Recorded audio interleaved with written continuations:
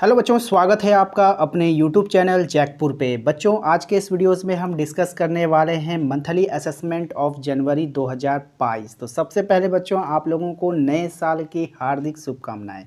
जैकपुर की तरफ से आप सभी को नए साल की ढेरों मुबारकबाद। आप लोग इस साल में अच्छे प्रदर्शन करें, अपने क्लास में अच्छे प्रदर्शन करें और आगे बढ़ें। इसी के साथ ही आज का ये वीडियो यानी आज का ये क्लास शुरू करते हैं। बच्चों, आज के इस वीडियोस में हम डिस्कस कर रहे हैं मासिक मूल्यांकन परीक्षा जनवरी 2022 का प्रैक्टिस सेट 1। ठीक है, तो ये जो हमारा हो रहा है बच्चों, ये हमारा प्रैक्टिस सेट है और ये हमारा पहला प्रैक्टिस सेट है इस साल का। यानी साल 2022 के जनवरी में ये हमारा पहला प्रैक्टिस सेट आ रहा है और ये आपका है क्लास 4 का। किसका है बच्चों?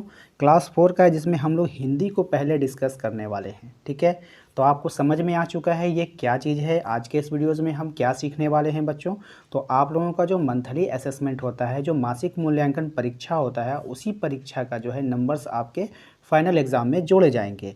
तो उसी परीक्षा की जो तैयारी हम कराते हैं प्रैक्टिस सेट कहकर। ठीक है, और इस प्रैक्टिस सेट में ऐसे सवाल को सम्मिलित किया गया है तो जो आपके मासिक मूल्यांकन के लिए इम्पोर्टेंट तो है ही, साथ ही साथ आपके जो फाइनल एग्ज़ाम होने वाला है बच्चों, यानी कि जो आपका जो वार्षिक एग्ज़ाम होगा, ठीक है, यानी वर्ष में जो एक बार एग्ज़ाम होता है, फाइनल एग्ज़ाम यदि आपका ले लिया जाएगा तो उसके लिए भी ये काफ़ी इंपॉर्टेंट रहेगा आज का सवाल। तो वीडियोस काफ़ी इंपॉर्टेंट है, शुरू से लेकर अंत तक आपको इस वीडियोस में बने रहना है।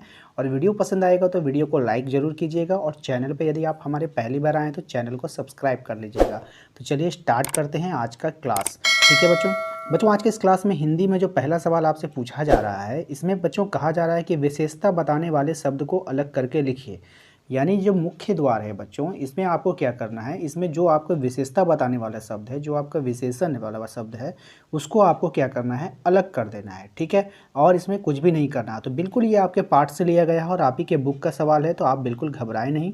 ठीक है, आपको इन सभी सवालों को अच्छे से करना है। तो ध्यान देखिए, सबसे पहला जो है हमारा क्या है बच्चों, यहाँ पे हमारा है मुख्य द्वार। क्या है? मुख्य द्वार। तो इसमें क्या है, द्वार है, दरवाजे के बारे में आपसे कहा जा रहा है और उस दरवाजे की विशेषता ये है कि वो एक मुख्य द्वार है। मुख्य द्वार मतलब जो ओरिजिनल जो दरवाज़ा होता है, जैसे मान लीजिए कि आपका एक घर है। ठीक है, इस घर में जो है आपका 3 दरवाज़ा है, एक इधर है, एक इधर है, एक पीछे है। तो अब आप हमें बताइएगा कि ये जो दरवाज़ा है, ये जो है इसका मुख्य द्वार कौन है? तो बच्चों आप लोग जो है यहाँ पे, तो बच्चों आप लोग समझ चुके होंगे कि जो दरवाज़ा होते हैं उसमें से यदि आपका 3 दरवाज़ा है तो उसमें से जो मेन दरवाज़ा होता है उसको हम लोग मुख्य द्वार कहते हैं। ठीक है, तो यहाँ पर जो है आपका जो विशेषता है बच्चों, ये है जो इसकी द्वार का विशेषता क्या हो गई, मुख्य हो गई। तो आप यहाँ पे क्या करेंगे, मुख्य को अलग करके लिख देंगे। ठीक है, ये आपका बन जाएगा। उसके बाद बच्चों यहाँ पे आप देखिएगा ध्यान से, दूसरा जो है आपका है जंगली पशु।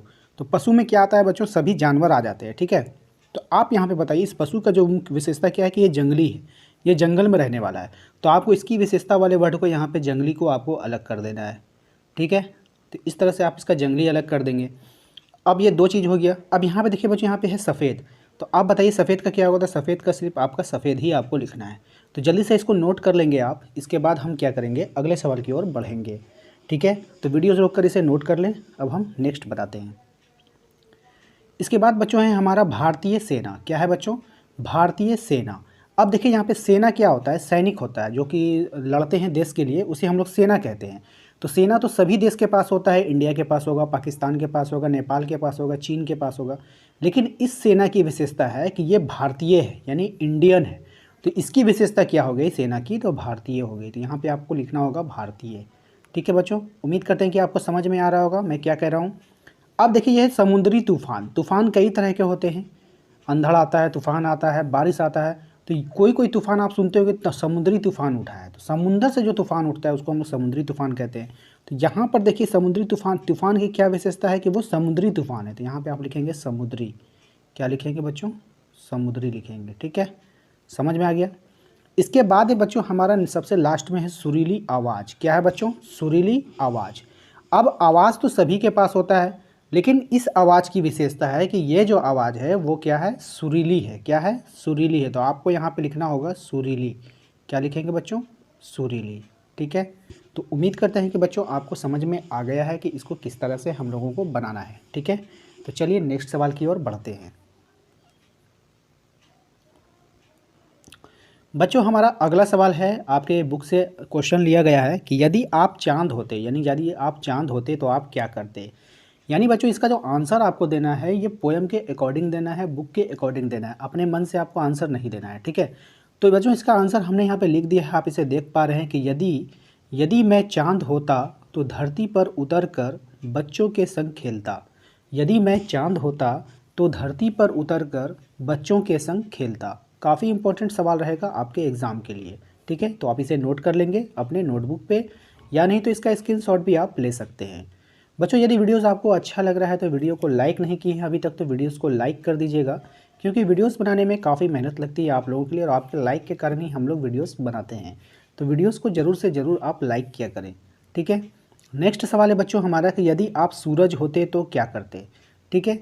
आपका सवाल है कि यदि आप सूरज होते तो क्या करते। तो बच्चों यदि आप सूरज होते, यदि मैं सूरज होता तो गर्मियों में अपना तापमान कम कर देता, ताकि लोगों को क्या होता, तकलीफ़ नहीं होती, लोगों को गर्मी नहीं लगती, ठीक है। तो हम क्या करते, अपना तापमान को क्या कर देते, गर्मियों में कम कर देते और सर्दियों में ज़्यादा कर देते, ठीक है। तो सर्दी वाला आपको नहीं लिखना है, क्योंकि कभी कभी होता ही है कि सर्दियों में सूरज उगता ही नहीं है, बिल्कुल कोहरा छा जाता है, तो वो लाइन आपका गलत हो जाएगा।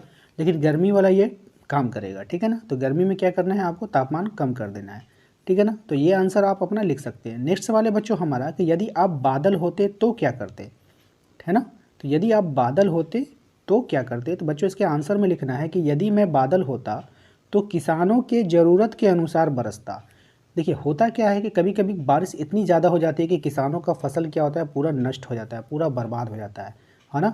तो हम लोग क्या करते हैं, यदि हम बादल होते ना तो क्या करते, किसानों की ज़रूरत, यानी जितनी उसको ज़रूरत है, जितना उसको पानी की आवश्यकता है उतने ही बरसते, है ना। तो इससे क्या होता है, किसानों का हेल्प हो जाता, किसानों के फसल नहीं नष्ट होते, किसान बहुत खुश रहते। तो यदि मैं बादल होता तो किसानों के ज़रूरत के अनुसार बरसता, ठीक है बच्चों। उम्मीद करते हैं कि आपको समझ में आ गया होगा। तो चलिए नेक्स्ट सवाल की ओर चलते हैं। बच्चों हमारा अगला सवाल गणित के लिए लिया गया है, और गणित का ये पहला सवाल है। आप देख पा रहे हैं कि इसमें आपसे कहा जा रहा है कि किलोग्राम को ग्राम में चेंज करना है। किलोग्राम को किस में चेंज करना है बच्चों, ग्राम में चेंज करना है, ठीक है। तो किलोग्राम को हम लोग ग्राम में किस प्रकार से चेंज करते हैं उसको जानने के लिए आप देख लीजिए यहाँ पे। देखिए जब भी कोई किलोग्राम को आप ग्राम में चेंज करेंगे ना, तो यहाँ पर आपको दो बातें का ध्यान रखना है। सबसे पहले बच्चों कि एक किलो में क्या बच्चों, एक किलो में 1000 ग्राम होता है। कितना होता है बच्चों, 1000 ग्राम होता है। अब आप ध्यान देंगे यहाँ पर, अगर हम आपसे पूछें कि बच्चों बताइए 1 किलो में कितना ग्राम होगा, तो आप बोलेंगे 1000 ग्राम। 2 किलो में कितना ग्राम होगा बताइए बच्चों, तो आप बोलेंगे 2000 ग्राम। अगर हम 3 किलो की बात करें तो आप बोलेंगे 3000 ग्राम, ठीक है। 4 की पूछेंगे तो आप बोलेंगे 4000 ग्राम। तो आप यहाँ पे थोड़ा सा माइंड लगाइए कि ये 2 3 4 हो कैसे रहा है। तो आप देखेंगे कि यदि आपने कहा 2 किलो में सर 2000 ग्राम होगा, तो 2 को हम लोग किससे गुना करेंगे कि 2000 बन रहा है, तो 1000 से।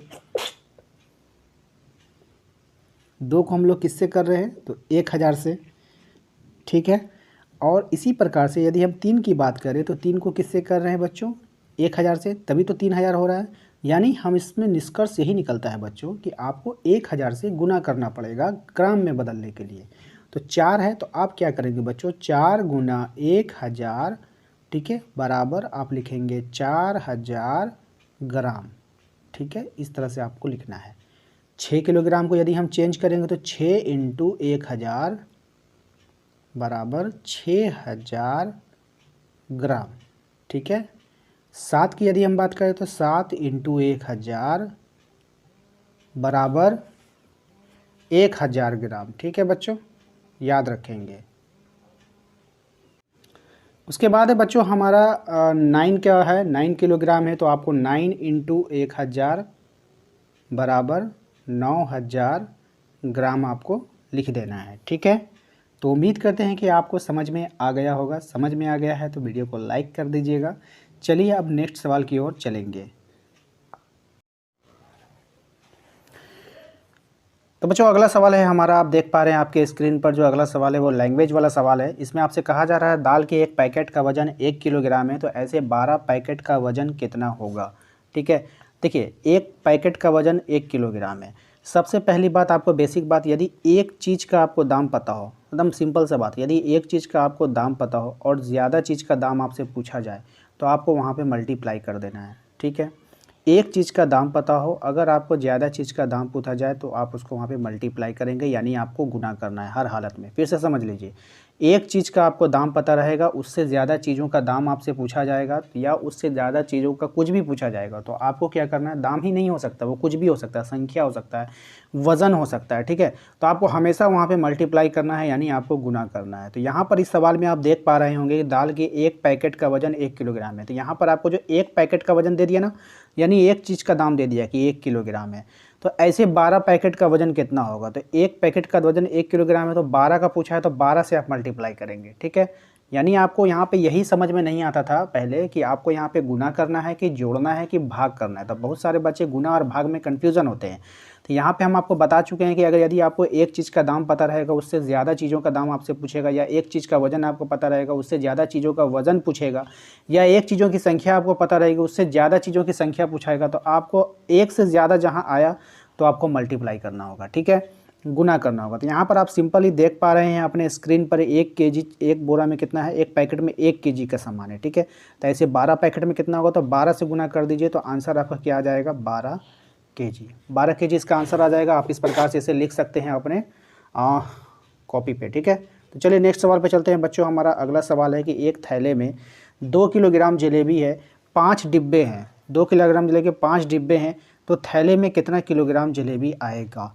देखिए एक थैला है, ठीक है, एक थैला है, मान लीजिए ये थैला है। ठीक है, ये आपका थैला है। इसमें क्या कह रहा है कि 5 डब्बा है, 5 डब्बा है, 2 3 4 5, 5 डब्बा रखा है थैली में, और प्रत्येक थैली में 2-2 किलोग्राम की जलेबी है। 2 kilo 2 kilo 2 kilo 2 kilo 2 kilo 2-2 kilogram की जलेबी है। ठीक है, अब आपसे पूछा है टोटल जलेबी है कितना। तो आप देखिए यहाँ पे 5 को रखा है ना, तो आप 5 बार उसको जोड़ दीजिए, 2 + 2 + 2 + 2 + 2, तो यहाँ पे कितना हो गया, 10। ठीक है, ये तो हो गया एक तरीका, ये बन जाएगा आपका। ठीक है ना, यहाँ पे आप 10 किलोग्राम लिख दीजिएगा, 10 केजी लिख दीजिएगा, तो ये तो बन गया आपका। लेकिन इसको बनाने का एक और तरीका है कि 2 किलोग्राम जलेबी एक थैले में, एक चीज़ का दाम पता है आपको, एक थैले में कितना है आपका, 2 केजी है, एक थैले में कितना है, 2 केजी है। तो आपसे क्या पूछा है, 5 डब्बा का पूछा है ना, तो 5 डब्बा में कितना हो जाएगा, 10 केजी। तो आप ऐसे भी निकाल सकते हैं। ठीक है, तो 2 गुना 5 करके भी निकाल सकते हैं, या नहीं तो इस तरह से जोड़ के भी निकाल सकते हैं। ठीक है, तो उम्मीद करते हैं कि आपको समझ में आ गया है इसे क्या करना है और किस तरह से बनाना है। तो चलिए अगले सवाल पे चलते हैं। बच्चों हमारा अगला सवाल है कि एक बोरा में 50 किलोग्राम आलू आता है, तो ऐसे 50 बोरे में कितने किलोग्राम आलू आएंगे। तो बच्चों एक बोरा में 50 किलोग्राम आलू आता है, तो एक का तो आपको पता चल गया। तो एक बोरा में 50 आता है, तो 50 में कितने आएंगे, तो 50 से मल्टीप्लाई कर दीजिए, तो 5 पचे कितना हो जाएगा बच्चों, 25, और 2 जीरो है तो 2 जीरो बटा दीजिए, 25 किलोग्राम, केजी लिख दीजिएगा। ठीक है, तो यही आपका हो गया बच्चों आंसर। तो उम्मीद करते हैं कि आपको आज का ये क्लास बिल्कुल पसंद आया है। क्लास पसंद आया है तो वीडियो को लाइक करना ना भूलें। चैनल को सब्सक्राइब नहीं किए हैं तो चैनल को सब्सक्राइब कर लीजिएगा, घंटी के बेल आइकन को दबा दीजिएगा। मिलेंगे अपने अगले वीडियोज़ में। Thank you.